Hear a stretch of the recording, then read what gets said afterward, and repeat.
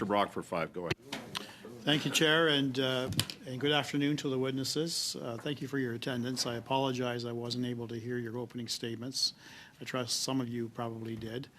I want to focus on this ArriveCAN scandal that seems to be dominating the House of Commons and Canadians from coast to coast. And following up on my colleague, Mr. Keurig, I'm going to be focusing on you, Mr. Jones.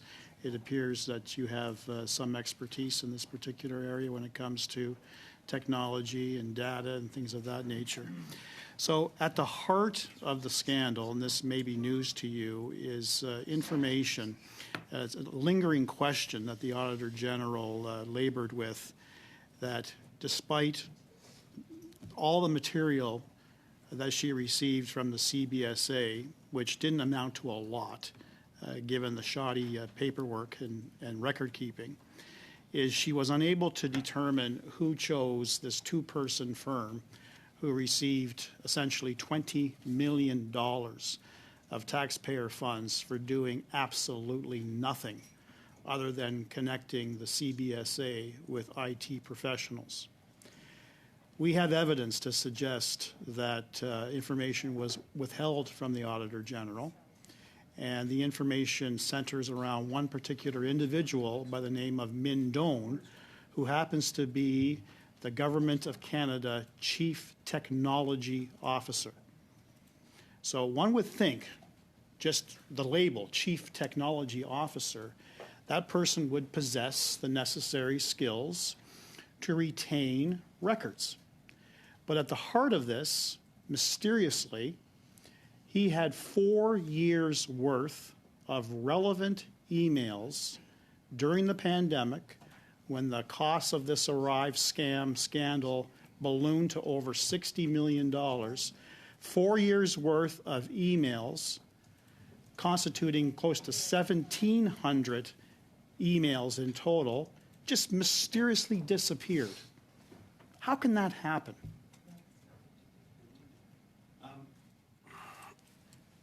Without knowing the circumstances, I can come up with a lot of different scenarios in the IT world. It could be something as simple as, and I've had this happen to me, the hard drive on my laptop failed and I lost my email. So without the specific circumstances, I don't know how to answer your question. Okay. So that's been a lingering question. He's offered no explanation as to why he could not retrieve 4 years' worth of emails. Despite his status, he was the vice president of the CBSA at the time. He was the chief information officer as well for the CBSA. He's unable to explain that discrepancy.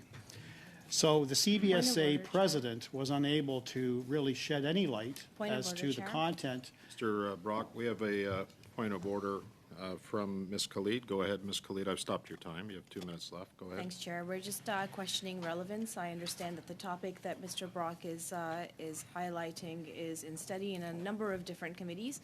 We are here on a very specific issue about the surveillance of government employees through government technologies with departments, and I would prefer, and I think that the community would appreciate if Mr. Brock stuck to that topic. Well, as I've said in the past, Ms. Khalid, that I do give a lot of latitude to members to ask their questions, and I expect that they're going to come back to the topic at hand, and I'm certain that Mr. Brock will. He's done it before, so the floor is yours. You have 2 minutes, Mr. Brock. Go ahead, please. Thank you, Mr. Chair, because I certainly don't frame my questions at the preference of the Liberal Party of Canada. Yeah. All right? So I know they want to shut this down. I know it's important for them to silence us, but I will not be silenced. Absolutely unreasonable. Okay, thank you for the point of order. Mr. Brock, please continue. You have the... Thank you, Chair. I did stop your time. I'm starting it again. You have a minute and 50 seconds. So, Mr. Jones, I want to know what tools potentially the RCMP, who may be charged with the responsibility of investigating criminality surrounding this Arrive scam. I can think of, hearkening back to my days as a Crown attorney, what's jumping off the page is allegations of fraud, allegations of breach of trust by public official. So in your professional opinion, sir, what sort of forensic tools would be available to the RCMP to retrieve 4 years' worth of relevant emails from the Vice President of the CBSA?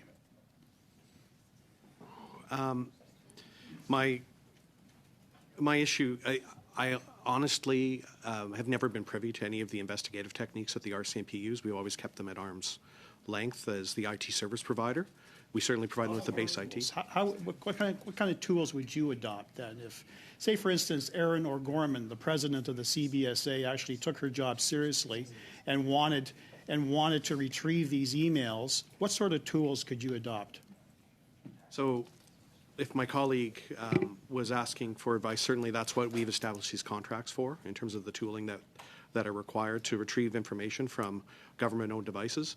And there's a variety of tools depending on the type of device that would be used. I don't have a product list in front of me. I don't memorize, I actually never used these tools in my career. Possible to retrieve 4 years' worth of emails? It depends on the circumstances where they're located and how you'd have to go about them. It's always very dependent on the circumstances. Specific? Yes, Case specific? very much. Okay. Thank you, Thank Mr. you. Brock. Thank you.